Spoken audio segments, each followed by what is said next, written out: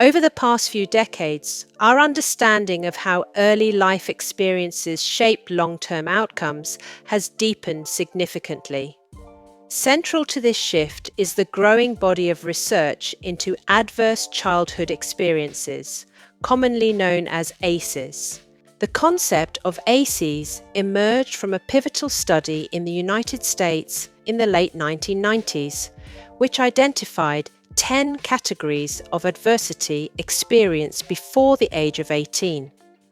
These included physical, emotional, and sexual abuse, neglect, and household challenges such as parental separation, domestic violence, substance misuse, mental illness, or incarceration.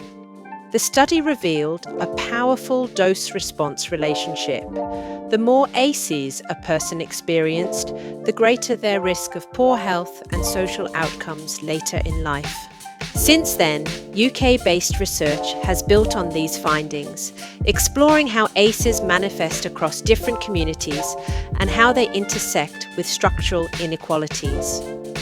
Public Health Wales, for example, has been at the forefront of ACEs research in the UK, conducting large-scale population studies that show a clear link between childhood adversity and outcomes such as chronic illness, mental health difficulties, lower educational attainment, and increased contact with the criminal justice system. But while the risks are real, adversity is not a life sentence. A growing body of evidence highlights the importance of protective factors, conditions and relationships that can buffer the effects of early trauma.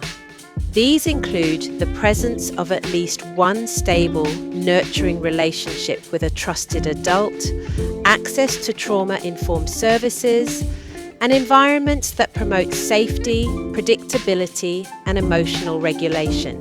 Resilience, in this context, is not about individual toughness or simply bouncing back.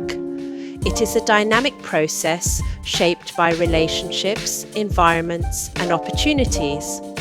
Research shows children and young people affected by ACEs benefit most from services that are empathetic, non-judgmental, and responsive to their lived experiences. Effective interventions include trauma-informed education settings that prioritize emotional safety and relational approaches to behavior, parenting programs that build caregivers' capacity to respond with sensitivity and consistency, therapeutic interventions such as cognitive behavioral therapy and dyadic developmental psychotherapy, which help individuals process trauma and build coping strategies.